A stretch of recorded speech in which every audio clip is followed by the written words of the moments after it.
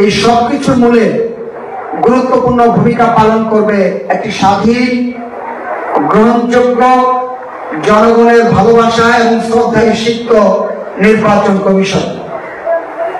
আমরা অতীতে যতগুলো নির্বাচন কমিশন দেখেছি, কোন নির্বাচন কমিশনই প্রশ্নের ঊর্ধ্বে ছিল না।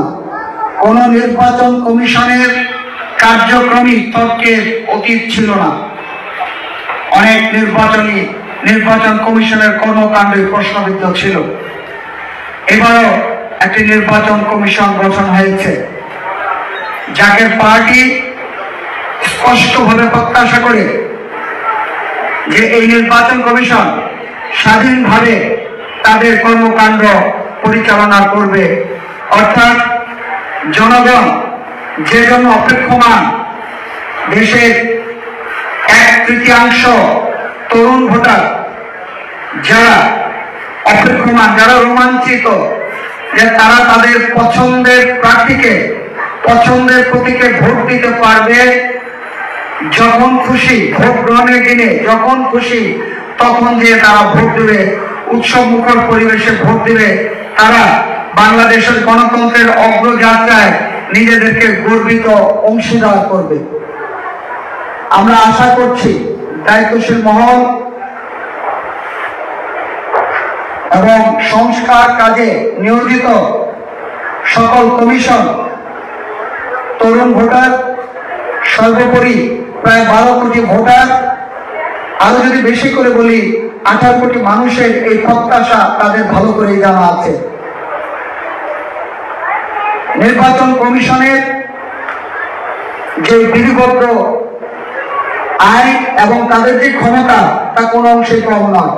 প্রশ্নটি হচ্ছে প্রয়োগের ক্ষেত্রে, প্রশ্ন হচ্ছে নির্বাচন কমিশনে কারা আছেন, নির্বাচন প্রক্রিয়ার সাথে তৃণমূল পর্যায় পর্যন্ত সরকারের কোন কোন বাহিনী নিযুক্ত আছে এবং এই ভোট কাজে পোলিং অফিসার হিসাবে, প্রিজাইডিং অফিসার হিসাবে কারা কারা নিযুক্ত আছেন এবং তাদের উপর যে অর্পিত দায়িত্ব তা পালনের জন্য তাদেরকে সচেতন করা হয় কিনা, তাদেরকে শপথ করানো হয় কিনা, তাদের কাছ থেকে দায়বদ্ধতা এবং জবাবদিহিতা 18 কোটি মানুষের কাছে সেটা তাদেরকে স্পষ্ট করে বলে দেওয়া হয় কিনা।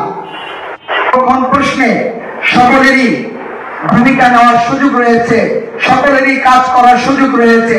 চিন্তার ভিন্নতা থাকতে পারে, পরিকল্পনার ভিন্নতা থাকতে পারে, কিন্তু সমস্ত চিন্তা, সমস্ত পরিকল্পনা এক সুতোয় গেঁথে ঐক্যবদ্ধভাবে সকল দেশপ্রেমিক রাজনৈতিক দল এক টেবিলে বসে সবকিছু নীতি নির্ধারণের ব্যাপারে সিদ্ধান্ত নিয়ে তারপর একটি সত্যিকারের গণতান্ত্রিক পরিবেশের জন্য যা যা করণীয় তা তা করবে। এবং সবচেয়ে বড় কথা হচ্ছে যে স্বাধীন নির্বাচন কমিশনকে তারা যাতে সঠিকভাবে কাজ করে সেই ব্যাপারে তাদেরও একটি গুরুত্বপূর্ণ ভূমিকা থাকবে। তাহলেই কিন্তু সব দিক সুন্দর হবে। শুধু দোষারোপ করা, কাদা ছোড়াছুড়ি করা, এই অতীত একেবারেই ভুলে যেতে হবে। আমরা দেশকে এগিয়ে নিতে চাই। জাকের পার্টি কোনোভাবেই অযথা অহেতুক কাউকে খাটো করতে চায় না, কোনোভাবেই কোনো অযথা বিতর্ক তৈরি করতে চায় না, উন্নয়নের ধারাকে বাধাগ্রস্ত করতে চায় না, সংস্কারের ধারাকে বাধাগ্রস্ত করতে চায় না। জাকের পার্টি তার অবস্থান থেকে 18 কোটি মানুষ, 12 কোটি ভোটার